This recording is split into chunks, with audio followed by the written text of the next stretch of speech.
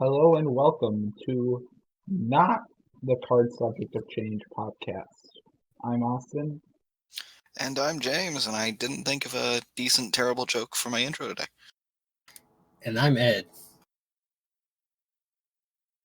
Yeah, so this is being recorded on Sunday, May 24th, and we've had a bunch of going-ons in both wrestling news and in terms of like wrestling events. So we're doing a separate little sort of sort of mini little podcast slash review about going over these. These two things chiefly being a number of losses in the wrestling community, and then Double or Nothing AEW's pay-per-view, which happened last night. But first, how are you guys doing today? I am doing quite well. I'm feeling pretty good myself. Yeah, I'm doing good. And you, Austin? I am doing okay. Just Anyway, okay? Just okay. Oh. Better than sad, though. Yeah, we can follow up on this later. Okay. Yeah. But yeah, this has been a bit of a crazy week for wrestling. We had not one, not two, but three big losses in the wrestling community. First off, there was the loss of Shad Gaspard, who was one half of WWE Tag Team Crime Time, and he was swimming with his son, and they got caught in a riptide, and the Coast Guard came to save them. Gaspard's last words were to save his son, not him, and then they lost track of him, and his body washed up shore about a day or two later. Very sad, heartbreaking news. It absolutely is. If nothing else, man died a hero. Everyone always said he was a very kind soul. Always had a smile on his face. Will be dearly missed. Yeah, I didn't watch during like ruthless aggression era or back then era, but I think the one clip I do know him from is him and I think it was MVP or someone else. They were reacting to Kofi winning the title at Mania, and that them both just like breaking down and crying, and that was just an awesome that's an awesome moment to remember him by. Seems by all accounts to be a great guy, and a huge outpouring of support has gone out to him and his family, who must be traumatized, especially his son. So yeah, best wishes to them. Makes sense.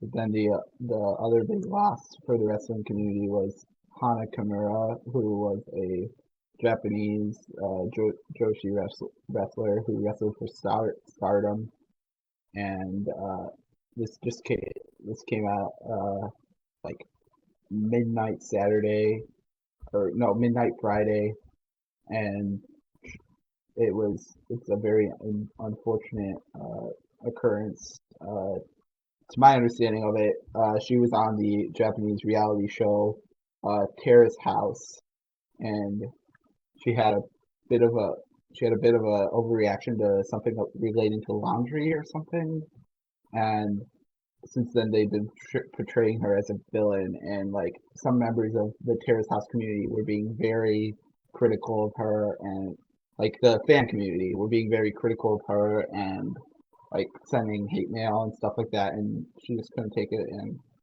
unfortunately took her own life, which is so tragic. And I mean, God, it's just been absolutely unnecessary. Yeah, Try to be excellent to each other. Yeah, exactly. It really is terrible.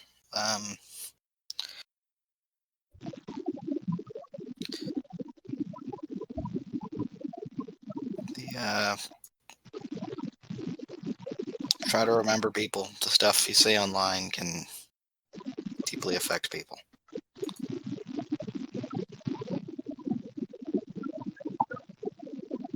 Yeah, that's been the big takeaway from her death. Both of these deaths have just been horrible, and it's just made it a very hard week to get through for the wrestling community. So best wishes to both Hana Kimura and Shad Gaspard and their families. Yeah, it's been a hard week. Absolutely terrible first few days of the week following these two tragic deaths. Not much more I can add. Rest in peace to them both. Yeah. But anyways, despite these horrible and tough losses, we had to end the week. We had AEW's pay-per-view event, Double or Nothing, and it provided a good moment of respite and joy and a bit of happiness and joy to us. It was a very enjoyable pay-per-view. Yeah, and we're just gonna go over it and maybe talk a bit about the build to it. All three of us have been watching Dynamite pretty much since it debuted. I had a bit of a little spot around January, February, but yeah, and I think all three of us very much enjoy All Elite Wrestling, at least the product they put out. The company itself has been of some criticism. Yeah, like I'll acknowledge that this show was great, but it shouldn't be happening. They may be they're nowhere near as bad as WWE, but there's still a lot of things that could be said about them, and that "We Are All Essential" line in the opening package can fuck right off. But otherwise, I'll move past that for now. You don't want to get James started, and to be honest, I'm on his boat. Yeah, in general, there should be shows happening right now, but despite that, AEW did put on a very good and enjoyable show. This is true. So I don't know if you guys want to start with the buy-in and then go on from there and just go down the card. Sure. I'll be honest, I did not catch the buy-in. That was one I didn't catch, but I did not hear good reviews from those who did watch it. A little bit of ring rust from Private Party, since this is their first match back in like a month or two. Yeah, there was a bit of ring rust on Private Party. Certainly not the cleanest match, not the cleanest match on the card either. Pretty sloppy, but nonetheless, it was a fun match. Yeah, I thought it wasn't bad. I didn't think it was as bad as a lot of people did. Yeah, there was definitely some sloppy moments. It's neither of these teams' best work. They can both do better, but I don't think it was terrible either. It was an okay match with some sloppy moments. Would you two say this is the worst match of the night? Probably, yeah. If we count it on the main card, because it was on the buy-in, it was a pre-show match, but that is a good sign that the match was the worst. And for anybody, that's amazingly, if somehow you're watching this incredibly obscure podcast and you don't know the results yet, spoilers. The best friends won the match. Yes, spoilers. Yeah, exactly. But you're right. We should have mentioned something. Just mentioned it, but yeah, spoilers for the show. The best friends won this match, and so they're going to be number one contenders for the tag team titles. We'll see them take on Hangman and Omega.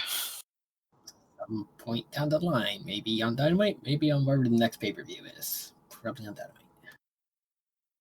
Probably on Dynamite. They do maybe like 4 pay-per-views a year. I doubt they're gonna wait. Yeah. that long.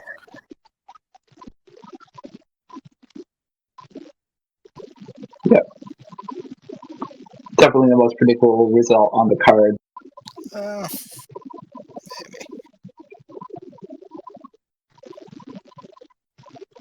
I don't know. Anyways, getting to the main show, we start off with the casino ladder match pitting Darby Allin, Orange Cassidy, Joey Janela, Scorpio Sky, Frankie Scorpio Kazarian, Luchasaurus, Boom Boom, Colt Cabana versus Mystery Man. Missing one? I think we didn't say Kip Sabian. I might have missed Kip Sabian. Sabian. And that's bad, because I was straight up reading it, because I actually prepared a bit and brought up the results. Wow, thanks, James. Yeah, I'm looking at And it. I still screwed that up. But the mystery man was actually Brian Cage. What? Yeah, it was Brian Cage. I didn't know you wanted to do something with that. No. But he's actually being managed by Taz. Which answers the question I've had for a bit of where are they going with these Darby Allin Taz segments. So I think once we see the end of whatever happens with Cage and Mox, we're probably getting a Darby Allin Brian Cage feud, and that should be very fun. Yeah, that would be good. It should be very good. Darby can certainly work it well. And also, I think Darby. I think Darby needs a feud. But why is Cage going after Mox now, James? I don't think we said who the winner was of this match. It was Brian Cage. Cage, yes. The mystery person won. Shocker. Actually, kind of a shocker, to be honest. But yeah, I think a Brian Cage Darby Allin program would be good. I do feel like Darby needs to lose a bit more. Like, he's had some big wins, and that's kind of powered him on. And I understand that he's super over right now, but it seems like it's going to be a bit of time until he ascends to being a top-level talent. And I feel like he could do with a bit of loss, get him down, and then build his way back up. I'm looking forward to see where the story goes with Darby. I have my own fantasy booking bullshit in my head, but that's probably not what's going to happen. But I am looking forward to seeing how it goes, and it should be fun. With that said, I think Darby has a contender for spot of the night with that skateboard thing. Yeah, that was insanely stupid. That was very... When I saw him climbing, I missed the skateboard at first. I thought he was going to fucking cough and drop off the thing. I don't know. I mean, it was a very cool spot. I think that this night was full of very memorable spots, half of which came from the main event alone, which we'll get to eventually. And another crazy spot in this match, Cage had Darby on a ladder, and then he threw the ladder out of the ring. He gorilla pressed out of the ring. Yeah, Darby looked like he took a bad hit to the ring of the ladder, or some part of the ladder. Darby looks like he took a bad hit in every match he's in. Not wrong. That's how he wrestles. Some other highlights from the match were Kip Sabian had Jimmy Havoc and Penelope Ford jump the barricade to help him. Not really. Sarcasm in that. And perhaps my favorite spot from the match was anything Orange Cassidy did. You mean the fact he didn't know how to win the damn match? He came to Odessa asking how to win the match. And Excalibur had the line, Tony told you how to do this about 200 times. I'll point out, it's even funnier because if you saw his lower third when he came out to the ring, it was his second ever ladder match, which means he's been in one before. Oh, God. I want to see. Well, we need to dig up that ladder match, boys. We gotta watch it on the main card. Book it. He got into the ring. He reached for the title without standing on any ladder whatsoever. He stood on a ladder the wrong way, as it's on its side, and he just got on top of it and did the same exact reach thing. He did some cool dodges. He got taken advantage of by Colt Cabana. He got on. He latched onto, I think, Brian Cage. He latched onto Brian Cage's back and tried to reach for it. Basically, Orange Cassidy's always a win. Yeah, I think that was the closest he got to winning when he rode Brian Cage up the ladder. Yeah, that was interesting. That's for damn sure. I do have one bad thing to say about the match, and that was it didn't ruin the match or anything, but the timed entrances just didn't make sense. Like, it just doesn't make sense conceptually. You were not a fan from the start, and I could. It wasn't something that was like bad enough to ruin the match, but it just doesn't make sense. It works in a battle royal because that's an elimination match, so you're always going to get to the last person.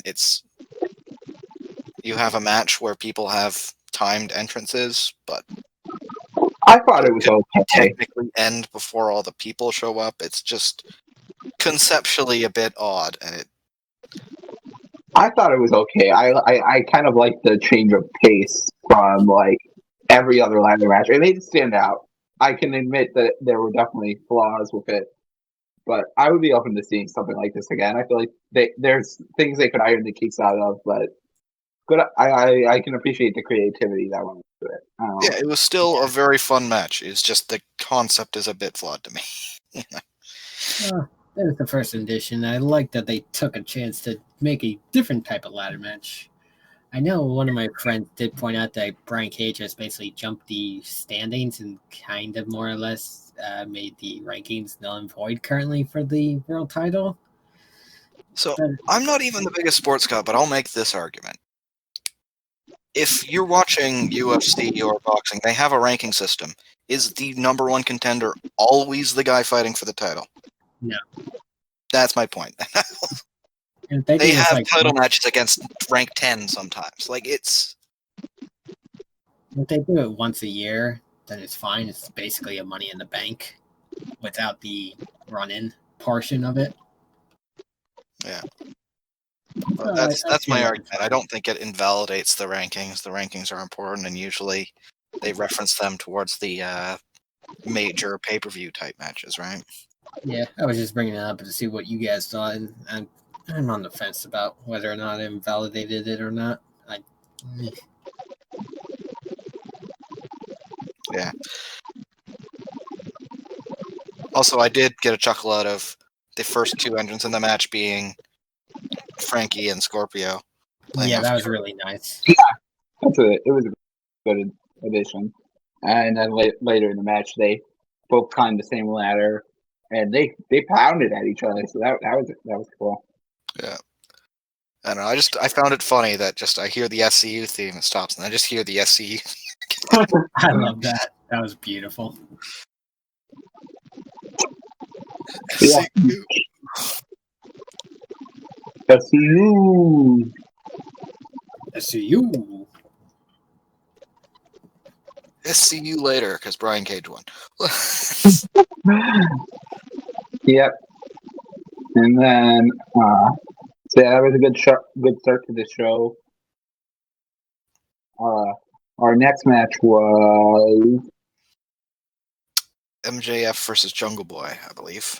Yes, MJF versus Jungle Boy. Really good match.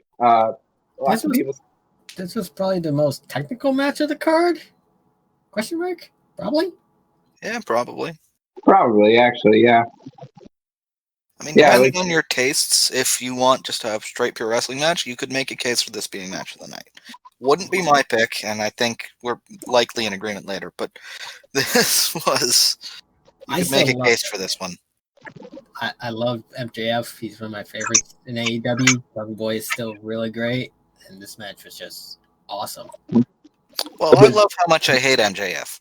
But Yeah, that's nothing wrong, sir. It was very good. It was two young guys who are the best in their respective areas. MJF being the best, like smarmy, cocky heel, and Jungle Boy being the best underdog. Some really good near falls here. Like just lots of really good young guy stuff. MJF definitely proved he's got a good mind for wrestling. Like previously, I definitely would say that MJF left me least satisfied when it came to in-ring stuff. I mean, he's got a hell of a mouth. We all know this, but like, Yeah. I feel like he's only had like maybe 3 or 4 actually high-profile matches, if that. I know he has the match with Cody now. This match, but I feel like all. I mean, he was in the opening match of All In. But wasn't that the famous Fatal 4-Way, the one where he was not involved in the decision? I thought it was him and Matt Cross. But regardless, did that open? Maybe that didn't even open. He's pretty crap. I think it did open. I should know. I was there. Oh, nice. But yeah, he had a, but he certainly proved he was a good wrestler.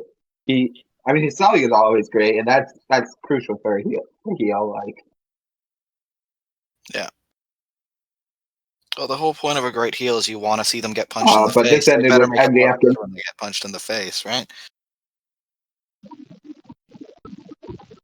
Yeah, it's just amazing, though. Everything he does is just money. By the way, I didn't mean to cut you off there. Sorry, Austin. The match ended when, I believe it was MJF did a roll up, grabbing the tights. Jungle Boy reversed it into his own roll up, grabbing MJF's tights, and then MJF did some sort of fall backwards European hold sort of thing to win the match in a shocking way. It was a great sequence, though. Certainly, yeah. It was a very good sequence. Both men pulled out a lot of stuff from their arsenal, and it was a great match, yeah. I did find in the All-In match, it was Matt Cross beating MJF, but that technically was not AEW's event. That was kind of ROH's. Doesn't count. It's kind of its own beast, but yeah. That took me forever, though. But yeah, the match that we're actually discussing was phenomenal. I love the entire thing. Like you said, the sequence was great to finish it. Jungle Boy was great in the ring as per usual. It was a great match. I look forward to seeing what both of these two do going forward. Yeah, I could see this being a title match in the future. I could. I stand by. I still want to see MJF be the next champion. Could see him going after the TNT title, which was actually decided after this match. Yep. And this was Cody versus Lance Archer. What has been a pretty prominent feud featuring Arn Anderson and Jake Roberts. And also Mike Tyson. Yeah, Mike Tyson was there. He took off his shirt and he looked jacked. Oh my God, Mike Tyson was jacked? I can't believe it. Anyway. The one and only Ion Mike Tyson. Yeah, cut. Get the camera off him. But I got to acknowledge, he was a treat through this whole match. Every time they cut to him, it was hilarious. Whether deliberately or not. Usually he seemed into it, and he was so ridiculous. And then there was once where they cut to him, and he just yawned. It was he's already been really funny. He's already been moved. The reaction to Lance Archer coming out and beating the hell out of poor dude again. That's the best GIF in AEW history right there, including Jake the Snake Roberts dancing in the background. Yeah, Jake has been amazing, though. His promos and his mannerisms, despite being very outdated, are on point. Yes, and Lance Archer has been torso. Both men have been really good. But anyway, this match, yeah, it was for the TNT title. Quick little tangent. Let's talk about the TNT title. It's a bit of a bad belt. It's generic. Well, okay. Here's what I'll say. It looks pretty ugly, but they did say that it's incomplete because they're having trouble getting it done because of COVID. There is still gold plating to be added to that thing. There goes Just the nuts. name So it will likely look a lot better. I'm looking forward to seeing what it looks like when it's done, and I'm reserving my judgment on the belt until then. I don't hate it. I just think it's generic as hell. I actually have a picture here from Moxie's Twitter where he posts with Cody and himself. Both have their titles. And they're both flipping off the camera. I've seen it. Yeah, and the TNT title versus Big Platinum, woof, does not compare, but still. I don't hate the title. Just It looks, as it is right now, it actually looks better than I thought a TNT title would look like. I mean, they could have been really lazy with it, kind of like copy the 24/7 title and have it just be the TNT logo.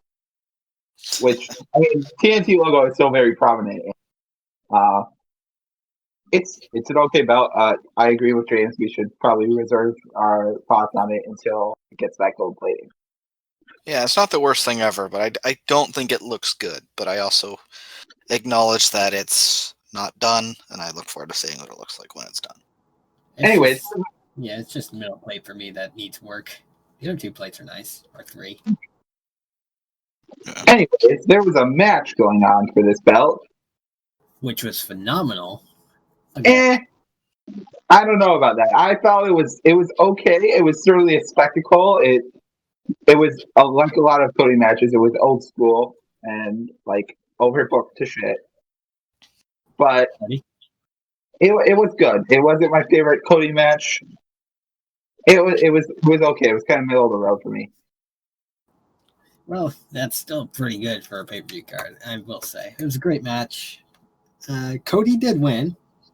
It took like 2 or 3 crossroads to do it, but he did pull it out. He was very protected in the effort.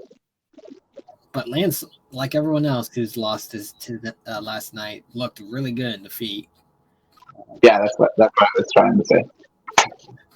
But Arn and Jake both got tossed about close to the finish of this match, which was pretty funny. Arn actually tried to help Cody, but got caught, and then just tossed Jake for no apparent reason, other than just to make it fair. And then in the finish of the match, Jake tried to come back with the snake to win the match for Archer, but Mike Tyson came out, posed, and then yeah.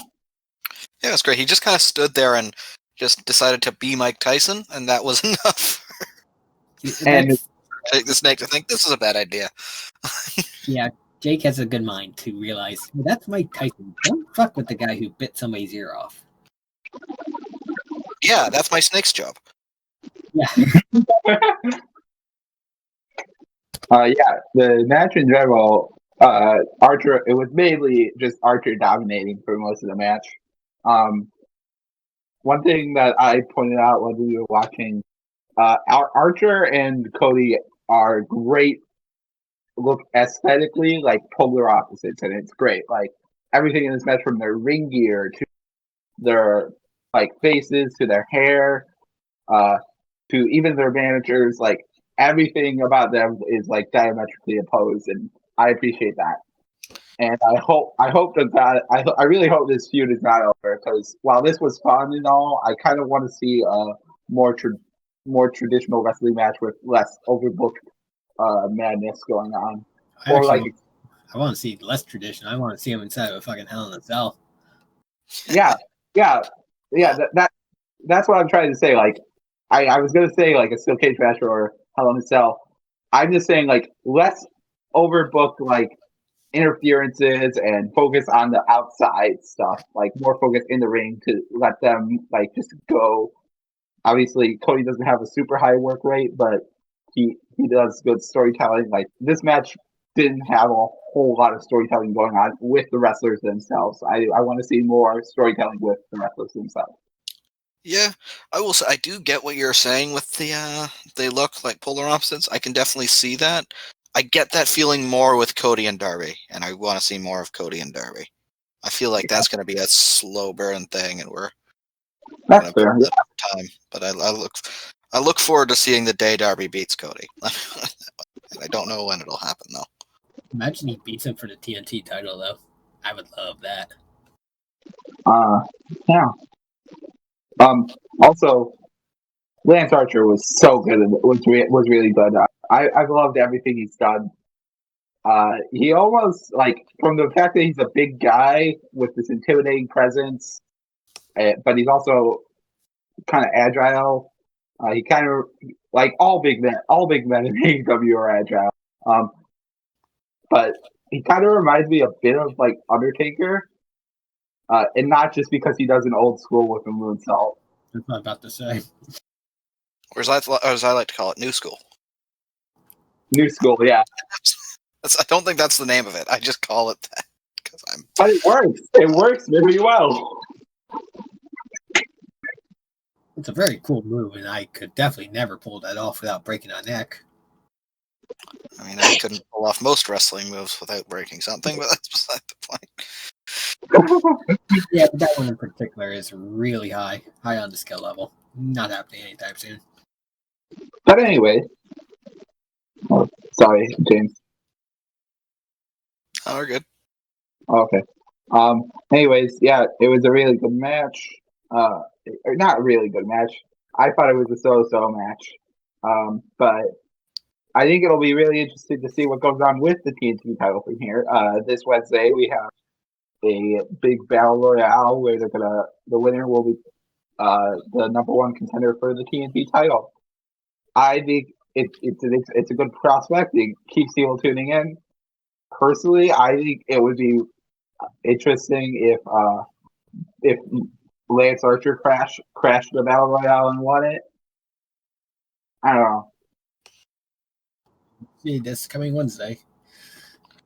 There are a lot of ways it could go. Many of them could be interesting.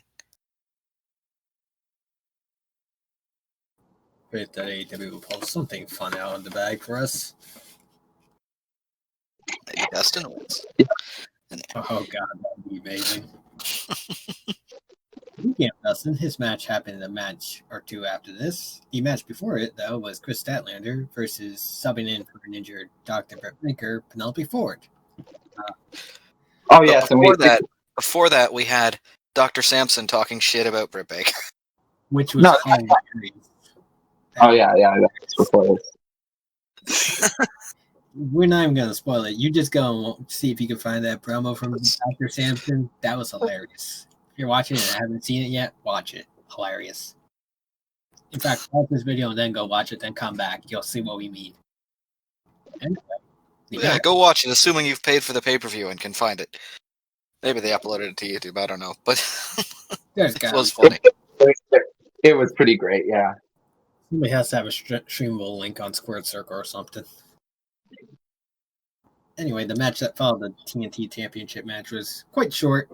Chris Statlander beat Penelope Ford pretty quickly, less than 6 minutes, but decent match. Probably the least memorable match on the whole card. It was certainly good, just not very special. No, it's not their fault. They had no story really going into it, so there wasn't a reason. So it was. I think the highlight of the match was Kip Sabian's constant remarks to Statlander saying, "Get away from me, you alien freak!" And just he was on crutches because of the ladder match earlier. Crutches and a neck brace. He was basically in a full body cast. It was so hammed up. I loved it. Is Kip Sabian a simp? He's definitely a simp for Ford.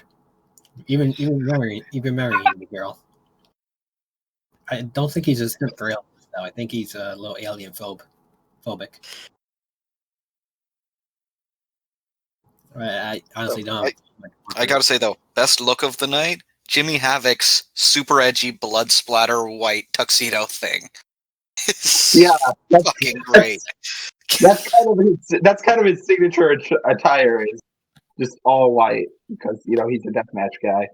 Yeah, but now he's got this white, red blood splatter tuxedo. Used to him being in all white. I wasn't used to the blood splatter tuxedo. Good shit. Flashbacks of Jimmy Jacobs in Age of the Fall. Fair enough. Too deep of a reference for you guys. Yeah. I recognize those words, but I know nothing about it. Basically, it was a thing in ROH where they put together a stable of Jimmy Jacobs. It was Jimmy Jacobs, Necro Butcher, Tyler Black, aka Seth Rollins, and You got one. Female wrestler. I can't remember who it was, but their debut was they attacked a guy, they bloodied him, and then they struck. And Jimmy Jacobs this whole time was in full white like tuxedo and stuff. But they took the guy, they strung him up, they like lifted him up with a rope, and then Jimmy Jacobs cut a promo the whole time. The blood from this guy's face splattering on his tuxedo, and but like by the end he was covered in blood. So that was something that happened in ROH. Believe it. That was pretty much it. Anyway, this was a good match. Chris Statlander wins with the Black Hole Bomb or whatever.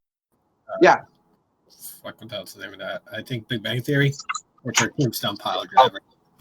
No, that's the name of her move, the Big Bang Theory. That's what I meant. And yeah, also Penelope Ford's got one of the best theme songs in AEW. It's so good. It is pretty good. Though I do prefer the original version. They did change it. It fucks me a little. I get why they changed it. They changed Bad Bad Girl to Super Bad Girl. But it sounded better before.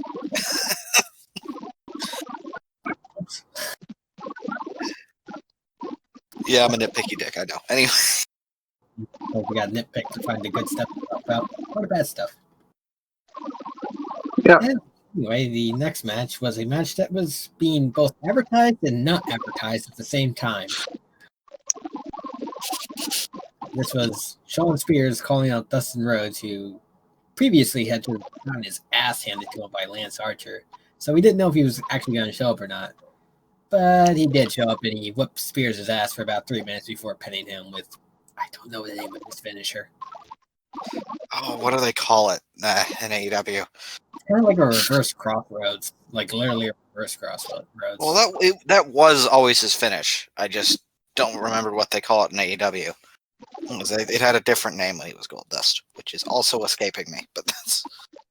Anyways, this match really it really put over Shad Spears for me. Like before he went kind of middling, like kind of serious but kind of not. Here he went like full on smarmy, cocky, coward heel. He came. First off, he came out with his suit on, not dressed to wrestle, and he's like, Dustin Rhodes isn't going to show up here. Blah blah blah. And then his theme plays. Sean turns away from the camera. He's shaking. It plays for a while more. He turns around and he does a great face. He kind of pulled a Shawn Michaels there.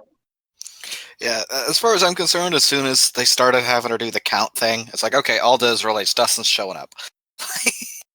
Yeah, he did get Aubrey Edwards to start the match and try to count out, but then Brandy Rhodes came out with his music, only to just distract him so Dustin can start beating his ass from behind. And he hit the Final Reckoning, which is what apparently it's called. Yes, cool. That's it. Final Reckoning. The other big thing about the match was that Shad Spears got disrobed, and in one of the funniest spots of the night, he's wearing underwear that has Tully Blanchard's face on the right on his duck, and it was so weird but hilarious. That and Dustin was spanking him. We got to see Sean Spears' ass on pay-per-view. If you didn't want to buy the pay-per-view, if you didn't want to buy the pay-per-view for wrestling, if you want to see Sean Spears' ass, you can buy it for $50. See it. Oh yeah. Oh.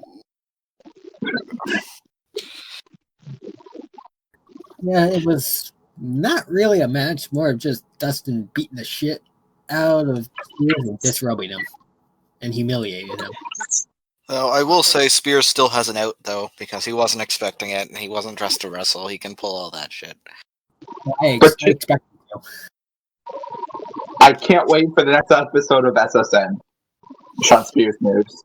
That was an amazing gimmick, by the way. Just being a smarmy heel and being a neutral at the same time. I'm in.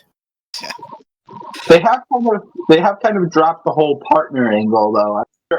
I'm wondering where that was leading, and if they're going to pick that back up again. He was looking for a partner, got like all these, and he had a whole hashtag thing with it going, and a bunch of people getting tagged. I mean, that I can almost guarantee has to do with COVID, that being dropped, but we'll see if they pick it back up after things start going again, which we'll have to wait and see. Every time you name drop the virus, the potential for us to monetize this video goes down drastically. We are now at a negative 50% to monetize ever. Can I ever? It'll be a different video. We're getting what, 6 viewers on this? I think we'll be fine. Yeah, you're assuming that we would have our videos monetized, Ed. But still, that's the advantage of nobody listening. We don't have to care. all right, we can just say fuck all we want. By the way, did you see Tony Giovanni's post where he was like, "We're live? Oh, we're fucking live? I can't say fuck on here? Fuck." Let me find out. I'll link it to you guys in the chat. But go on. Yeah, I saw it. Oh, that's great. That's not to mention in the casino ladder match, Joey got hit with a move to the corner, and the cameras picked up him saying fucking shit, fucking, or something like five F-bombs. Alright, by the way, we are like matches late, but I just thought of this. During the Private Party Best Friends match, Private Party did hit a G9 in tribute to Quinta. That was maybe like the coolest thing that happened in the match. I felt like that should be mentioned, even though I thought about it way too fucking late.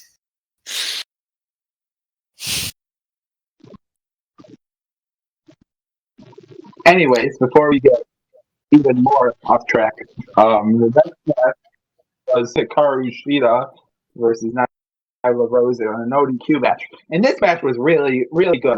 It really surpassed my expectations. The stipulation added to this match greatly. I enjoyed that these two ladies were given the opportunity to just beat the ever-loving shit out of each other, and do so they did. Oh my god. Always play on black, by the way. Nyla Rose's quips were amazing. She'd have had a good one too. I found my kendo stick, bitch. Wham.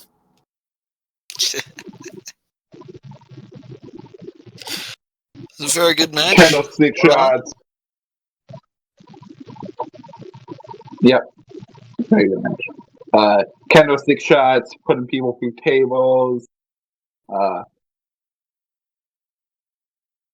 few other things like going around the outside, barricades, all sorts of shit. Lots of stuff happened in this match. Perhaps the most shocking thing, though, was the result. And Hikaru Shida beat Nyla, and Shida won the championship. And you! Go, James, I know you've been waiting. No worries. I can't say I agree with this result, and I was worried with how much they seem to be, not just on this show, but leading up to it, emphasizing the number of days of Nyla's reign, where she's had, what, one, maybe two defenses? I don't even think any, unfortunately.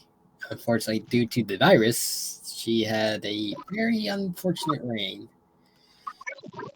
Yeah, and I honestly, I think her reign should have gone longer. I honestly think her character over time, all it'll take is to have her jump people a bit less, and she just is going to naturally become a babyface. because she is an intense, aggressive wrestler that does violent things, and people love that. Yeah. She's too easy to like.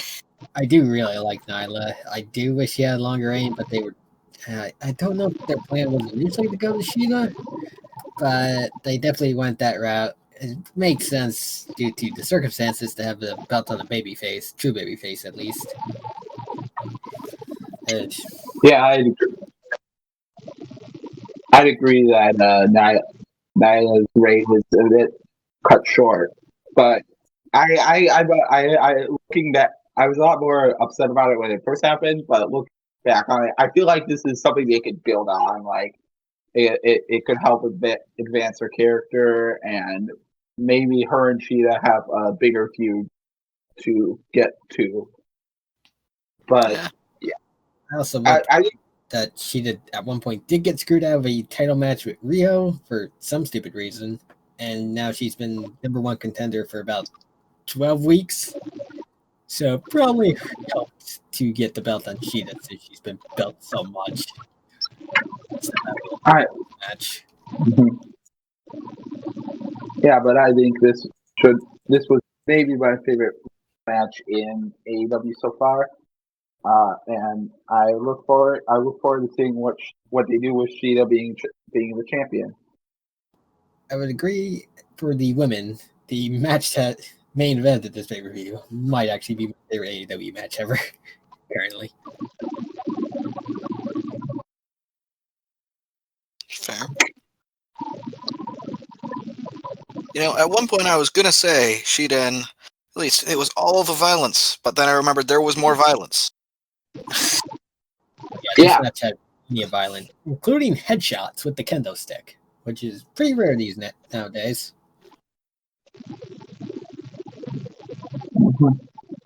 Yeah, it was a good match. It really surpassed my expectations. So done for these two women. Great match. It was a great match, and I look forward to seeing more of both of them. And our next match, also a giant brawl, kind of like that one, except I would say decidedly less weapon.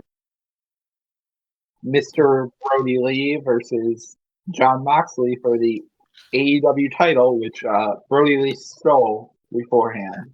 Well, I will say decidedly less weapons. This was not an ODQ match, I'm pretty sure. Oh, it's not. Yeah. This is supposed to be a match. I don't blame the ref for letting them do what they did, but yeah, this was basically a no DQ match. I'm not complaining, but technically, no, this was not a DQ match. Yeah, I would say that any match with Jon Moxley should just have that tag on it, because Well, I don't know. Did at any point anybody actually take a weapon and swing it at each other? I know sometimes one got thrown, or somebody got thrown onto something a lot of times, but I don't. Now that you mentioned it, I think all the shots I'm remembering have been thrown, which I don't know how that makes that legal, just not having it in your hands when you're smacking somebody with a foreign object. I don't know how that rule works, but sure. I know during the match, they're on the ramp, and you can see the poker chip in the background. You can see Moxley crawling to him. I'm like, well, I know where this is going. He picks up and tosses it. I'm like, okay, that was not where I thought that was going, but it's close enough. Yeah, it was a hell of a knockout brawl that I think both men looked very good in. Brody Lee had a very good outing. He kind of like the Archer match earlier. He dominated for a good amount of the match. Was throwing Moxley around the outside, and very deliberate, very deliberate kind of big strike style that really fit his character and in general. Oh yeah, it was an excellent match. Brody looked very good in defeat. Maybe he did retain after hitting like 2 paradigm shifts, actually 3 technically, and then choking him out for the victory, which was really cool. Yeah, the biggest spot from the match was first off, something we haven't touched on this, and they did up Daly's place with a custom set. They had we mentioned stacks of poker chips. They had displays of cards where it was Jack, Queen, King, and then the aces were Moxley and Brody Lee. They had a big slot machine set up on the main stage, which I think that was just their like Minitron, but it was a really good 3D effect. Yeah. Because I saw people's entrances, and there was no slot machine there, but their name was there. I could tell a really good 3D effect. It looked almost like a real thing. Perhaps I could whoever. tell Go ahead, Ed. I was just saying, props to the others for making that graphic. Then. Yeah, I could tell it was just a display, but it was on the slot machine thing for most of the show, and there was also like a thing coming off of it that I noticed during one spot. Like maybe but the biggest spot in this match was they're on the stage, and Moxley grabs.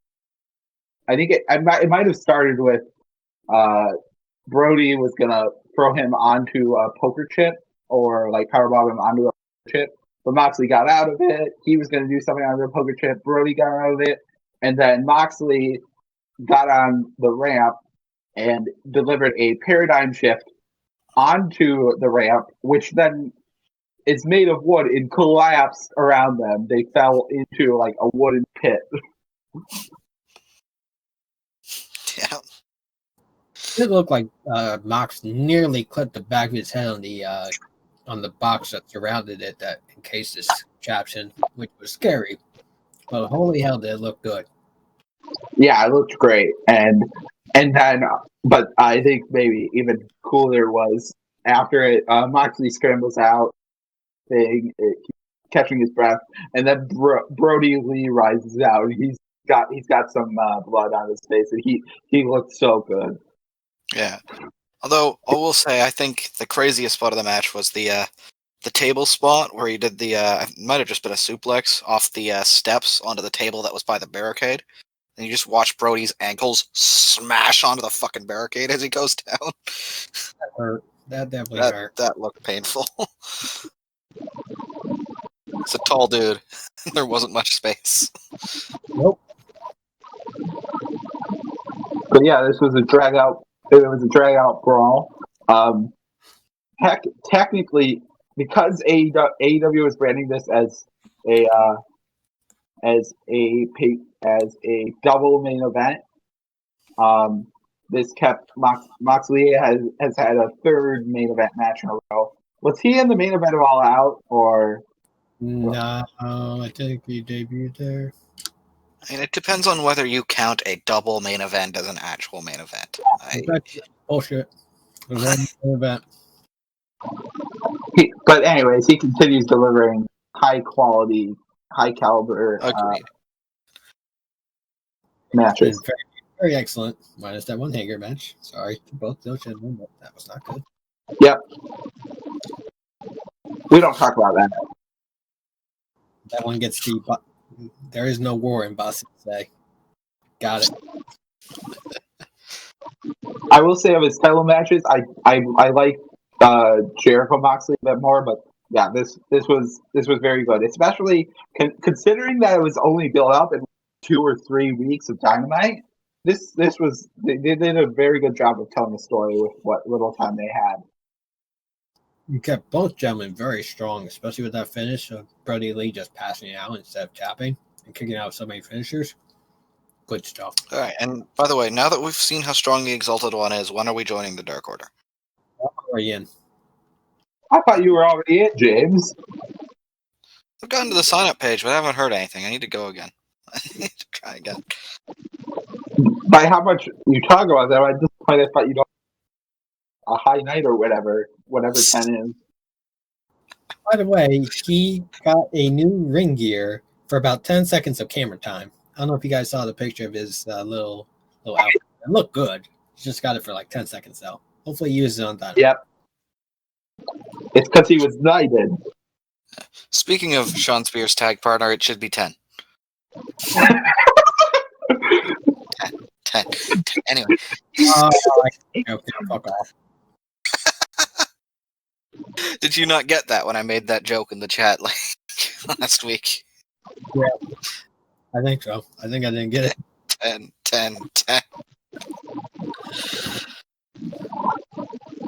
And, but yeah, it was a good match. But it could not be the main event. It was something else. It was the Stadium Stampede match featuring the Elite, consisting of Broken Matt Hardy, or Damascus, Kenny Omega, the Young Bucks, and Adam Page versus the Inner Circle, which was Jake Hager, Santana Ortiz, the Spanish God, Sammy Guevara, and Jericho. This was one hell of a match. It's maybe my favorite to come out of COVID this entire time. That's 3 for the COVID counter, not 4. We're at -150% of monetization. Anyway, I don't know where to start with this match. Holy fucking clusterfuck. Let's try to go from the beginning. I'm going to try to recall everything I can from this. So first off, to start out, everyone got their like NFL style intros with them coming out. The Inner Circle had football jerseys. Sammy and I think Ortiz had football helmets on. But anyway, they're each at their own. Each team is at its own respective end zones. And the numbers were even clever that they had. Because I think Chris's number was his dad's old hockey number. That's what I figured, honestly, when I heard that. The Santana and Ortiz were 51 and 50.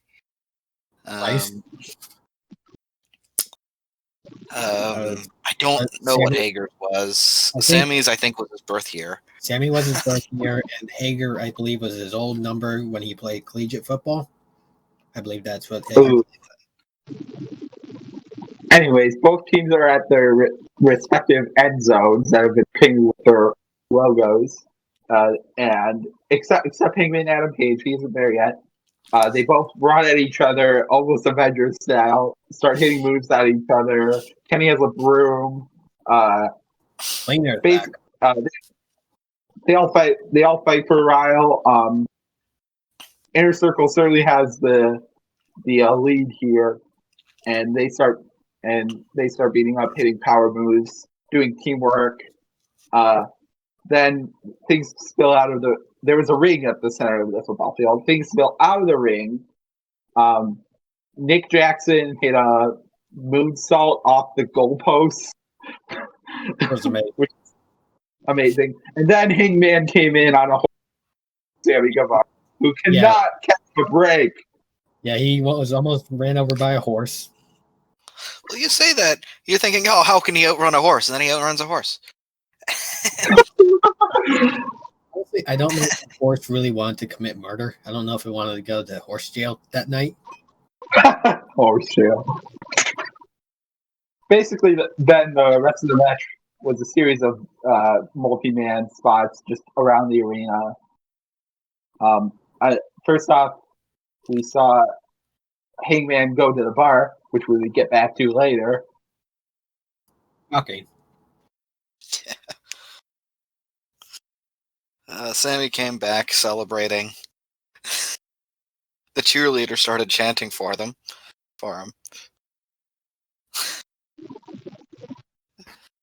At one point, he started getting Northern Light suplex from end zone to end zone. Oh, wait, we're skipping to that already? I was going to go through like the two. There's so much chaos. I don't remember. First off, there was Matt Hardy and Santana and Ortiz. They went up to like the rally zone or whatever. And I think Kenny was there too. Kenny got put through like through a barricade that was set up on 2 tables. He got salt thrown in his eyes by Santana and Ortiz. Then they moved on to Hardy. They moved to the swimming pool. Santana or Ortiz had a great line. I can't swim, and it was a 3-foot pool.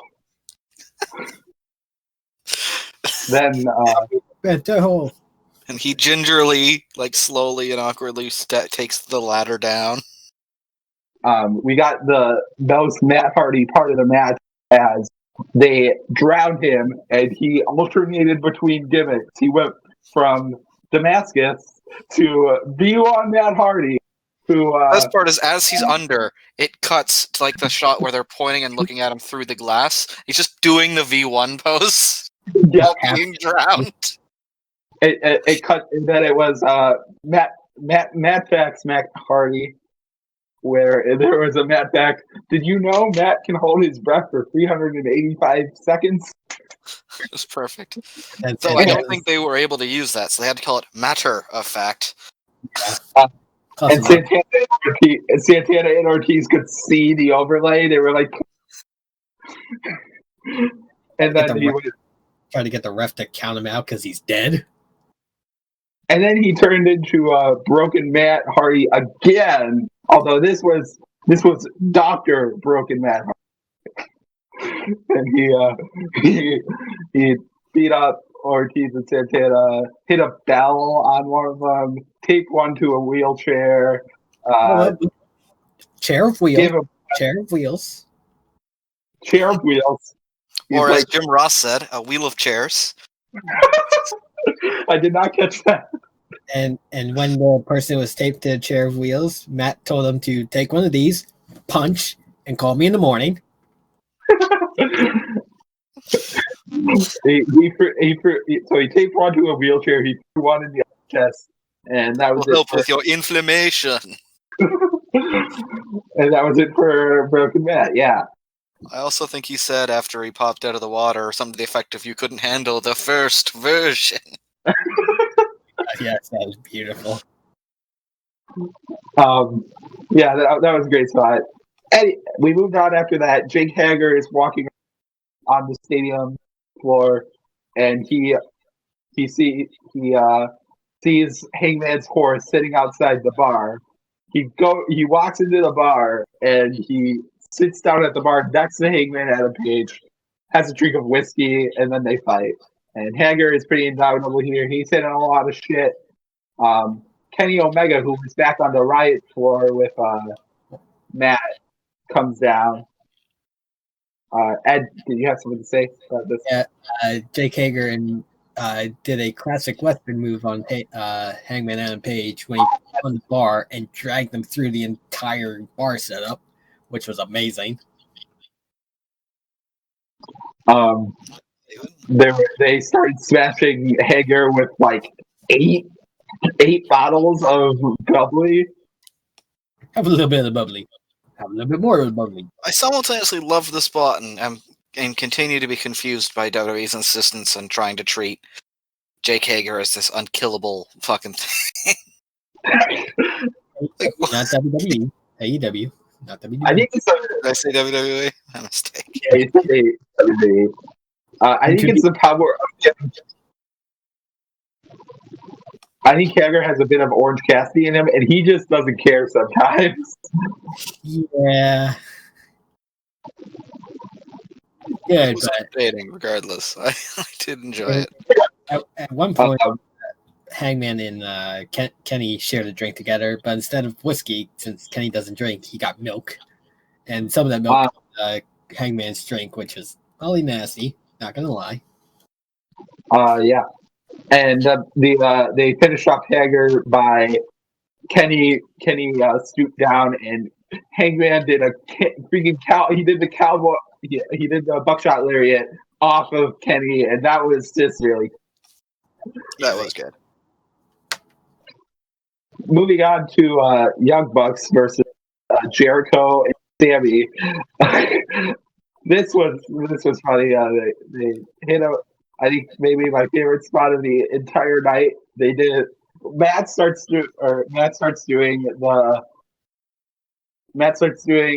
his locomotion suplex at one end zone, and then they cut to Nick and Jericho fighting, and then they cut back, and he's at the 50-yard line, and he's still doing the locomotion suplex to Sammy, and then this all ended in him doing a locomotion suplex into the other end zone. He did all a locomotion suplex across the whole 100 yards. He does a touchdown dance. Makes a reference to what's his name? I don't know, football man. I think Alex. No, Alex Wright. It was a wrestler. It's a wrestler from WCW, a German guy who did dancing. He did that Alex Wright reference. Got a penalty from Rick Knox, and Matt just super kicked him. Amazing. Speaking of flags, there was Jericho got the 2 count. Aubrey, and he challenged the play. And they went into the challenge chat and everything. And the call stood. It was a 2 count. Continue. Then we got some Jericho wedge. He revised the spot where he put a cone on his head and laughed like he hit a Judas effect on Jackson DeVille, Jags mascot. Yeah, Jackson DeVille. Yeah. Relative of Sonya DeVille. Yeah. The NFL, the other teams that play the Jags are going to have a field day when they beat the Jags, just constantly sending them the gif of their mascot getting his ass kicked. They just put their team logo over Jericho's face. Yeah, that would be amazing. You know that's going to be a thing. Oh, yeah. Yeah. Jericho got out Floyd, started taking it to Nick. Matt came in with the save. Matt gets him up for the Meltzer. Nick goes up to the top, starts running up the stairs, starts running down the stairs. The camera cuts were really funny here.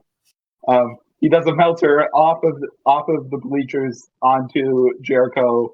That puts him out of the match. And then Hangman comes by with the line painter machine and just goes right through Jericho, right through his crotch. Another making spot. Jericho definitely had his eyes shut real tight because you don't want that shit there. Hopefully. Also, yeah. Shivani had that perfectly, right down the crotch and everything. And Night. yeah, finally, we got Sammy to finish the match out. Sammy is still out. Is coming to after getting locomotion across 100 yards of ball field. He gets sprayed in the face with sprinklers. He's celebrating because he's the only one he can see. He's the last man standing. Yeah, he's somehow convinced that this means he's won the match. He's standing by some code celebrating, and we see some lights come on behind him. It's engine rev. It's the golf club from before. Kenny and Matt Hardy go full on anime mode. They're coming up behind him, and Bryce Remsburg trying his best to keep up. Oh my god, that was the best part of that. Loved it. It was so good. And Kenny took his space from before and put it up to 11. But Sammy somehow dodges it. He jumps the barricade. And does sort of a Jim Ross described it as a Lambo leap. Jumps up onto the bleachers, but Kenny and Matt follow him up to it's an area, but in the stadium behind one of the goalposts under the jumbotron. Right. So Sammy's getting the best of Kenny at this point. He looks like he's about to hit him with something. But then we see a drone cam. It's Neo One. The debut of Neo One. Good to see you. I knew you would come. I knew there was going to be a new drone. I had to. I was waiting for the drone. I didn't know it was going to be then, but I knew it had to show up at some point. It was very good. It's not a complaint, by the way. It's great. Yes, it was first good. I think Excalibur said it was new electronic organism or something. I don't know. Okay. There's a whole thing behind it. Anyways, Kenny gets back at Sammy, picks him up, and delivers a hell of a one-winged angel into like some more a wooden stage off, like just awesome stuff. Sammy By the way, this is not a complaint, and they in fact should have done this, but it was a very obvious stunt bag. I mean, they straight up bounced. Yeah, and that gets them the free. Just a hell of a, and Sammy obviously taken to the match because he's a madman. I honestly don't care that That there was a was stump. Oh no, it should have been there, quite frankly, for just safety, basic safety. But I was so it's definitely a thing. I was so invested that I didn't realize it until seeing it a second time. I was like, oh yeah, that's a stump bag, dummy. It was still cool, regardless. But yeah, this whole match was just great. It was incredible. Afterwards, the Elite were celebrating, and I think King Van's reaction was the best. He's just like, "What the hell are you doing, Kenny?" He just looked bewildered, while everyone else is just celebrating. Yeah, incredible match. I will mention for that final bump, Sammy did have a bit of a tough time because he couldn't see when he was going to land falling from that height, despite the airbag being there. Yeah, that would have been terrifying. Yeah, that's definitely terrifying. That was an amazing match. Definitely the cinematic match, if you can call it that, that's been produced since the virus has happened. Yeah, I think I'd be on board with that. Yeah, but honestly, I enjoyed this. I think it obviously was less serious than Blood and Guts would be. I mean, it was big. But it was one hell of a comedy match. It was a main event caliber comedy. That was awesome to see, and it really cheered me up that all the shit that's been going on in the world. Yeah, absolutely. I know some people were a little bit sad that the world title did not main event, but there's no way you can follow that match at all. Yeah, like I will say, like the rule is the world title should main event, but there are always exceptions, and this is one, I'd say. Yeah, the world title has made event 2 of the 4 pay-per-views four main pay-per-views that AEW has put on. But both cases, it was a reasonable point. The other case being Full Gear, when Kenny Omega and John Moxley had the drag out brawl that was basically a death match. Yeah, but that was a lights out dark match. They got to get away with it on that one. Yeah, well, not dark match, but you know what I meant. Yeah, just it was really. We described it all here. There was so much stuff, but really, you just gotta watch it for yourself, or at least watch the highlights on Reddit. Yeah, but to be fair, they could also make a case for the tag titles because they actually treat those with some respect, unlike WWE. Yeah, they are obviously with the virus. That was pretty hard to do, especially with Hangman being at home for so long. But yeah, the tag titles are very important for this company. Yeah. My point being, they could get away with main eventing a pay-per-view as well. Anyways, overall, a very good pay-per-view. Certainly not their strongest from an in-ring standpoint. I really enjoyed Revolution. I like that show a bit better than this one, but this show was still really fun, really, really cool, and I had a lot of fun watching it. Bit face heavy there, but we kind of need it during these hard times. Yeah.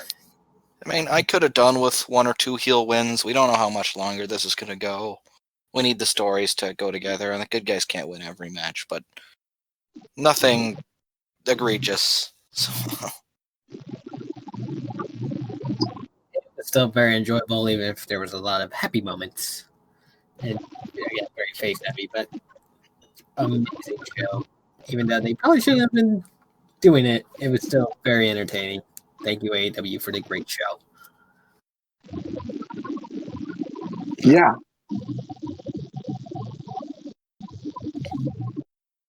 So yeah, that was our review of AEW Double or Nothing.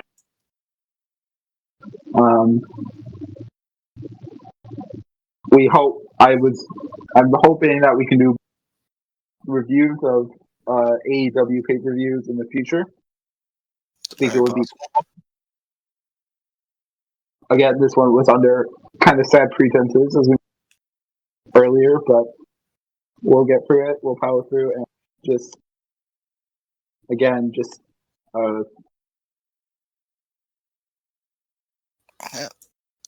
yeah. Makes sense.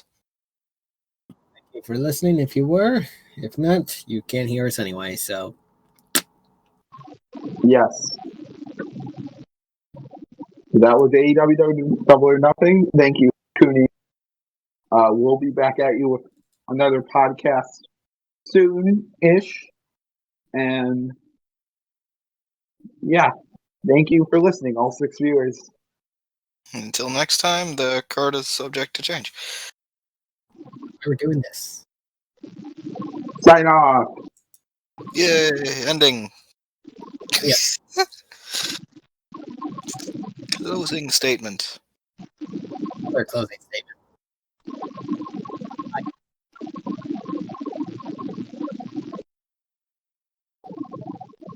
Bye.